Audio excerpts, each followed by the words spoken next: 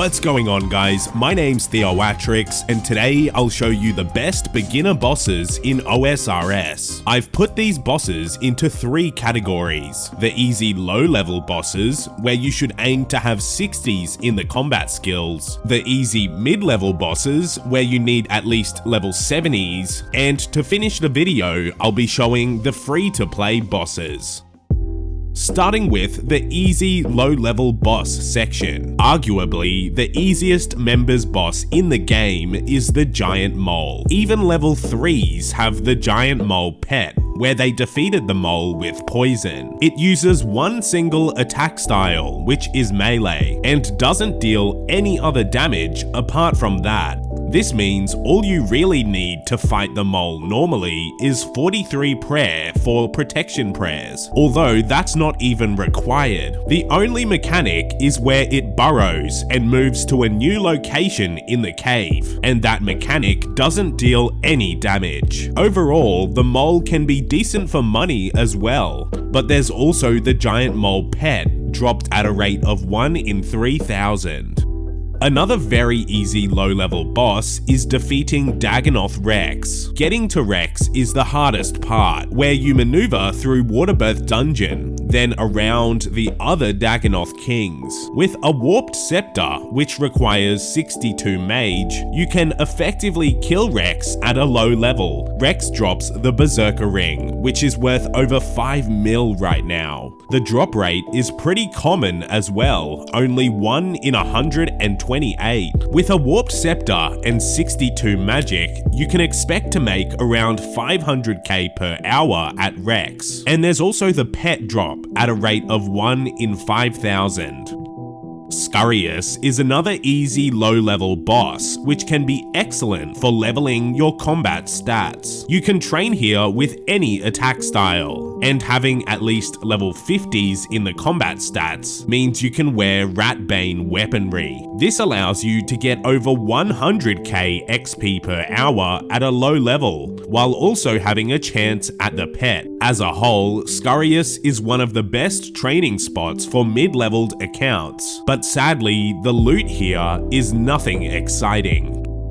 One of the oldest activities in the game, Barrows, is a decent introduction to PvM. There aren't a lot of mechanics or major prayer switches required, but it's still a decent entry-level bossing activity. Barrows gear has come down in price a lot since the start of OSRS, but there are still some pieces over a mil, and some even worth a few mil.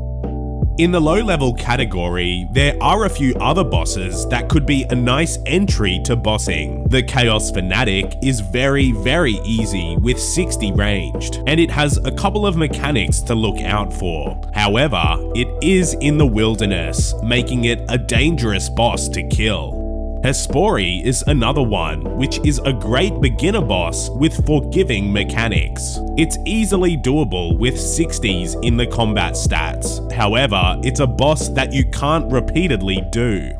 The new Huaycoatl and Amoxalatl could also be considered to be low-level bosses, although there are quite a few mechanics you need to watch out for.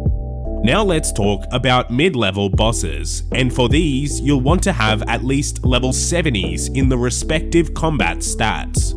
First on this list is Vorkarth, which is possibly the most rewarding beginner boss in the game. With at least 70 ranged, you can effectively defeat Vorkarth for a lot of profit and ranged XP. There are a few mechanics to look for, but they're all very easy to learn. The only slightly tricky one is the Acid Walk phase, where it's extremely unforgiving if you mess it up. You can also defeat Vorkarth with melee, although ranged is a bit easier.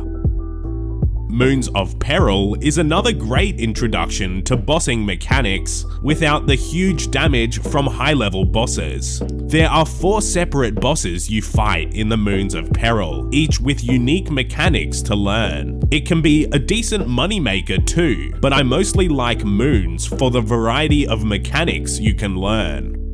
Sarachnis is another mid-level boss that can be defeated with around 70s in the combat stats. In fact, Sarachnis is so easy that you can AFK entire kills at higher levels. It has a number of mechanics, but nothing too damaging, so if you make a mistake, you can easily fix it up. The King Black Dragon is another mid-level boss, which is possible to kill with even lower stats, but having at least 70s will make you effective. It's not a profitable boss since the only valuable drops are extremely rare, and there aren't really any mechanics to watch out for. Defeating Jad is a cornerstone for your RuneScape account, proving you can perform under pressure while managing your prayer switches. Maneuvering the healers can take a bit of practice, but once you defeat Jad for the first time, you've officially made it out of the beginner bossing stage. Next, there are 2 beginner raids that you can do to get started raiding. Tombs of a Mascot entry mode is quite easy, and doing it solo or as a duo is an excellent way to learn TOA. The damage and mechanics of the bosses in entry mode are a lot more forgiving than the higher difficulties, and you still have a chance to get some unique rewards from entry mode. To be able to partake in the tombs, you do need to complete the Beneath Cursed Sands quest, and the final boss of that quest is a bit tricky on a low-leveled account, but after a few tries, you will get it. Theatre of Blood entry mode is a little bit harder, but with a decent team, you'll be able to learn TOB effectively. You have to do an entry mode for the Night at the Theatre quest, which is a great introduction to the raid.